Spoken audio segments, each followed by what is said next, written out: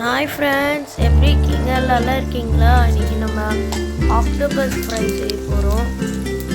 அதுக்கு ஸ்பைசஸ், அப்புறமா சில்லி, வெங்காயம், தக்காளி போட்டு கருவேப்பிலை நல்லா மிக்ஸ் பண்ணுங்கள். மிக்ஸ் பண்ணிவிட்டு அப்புறமா மிளகாத்தூள் போட்டு மஞ்சத்தூள், பெப்பர்,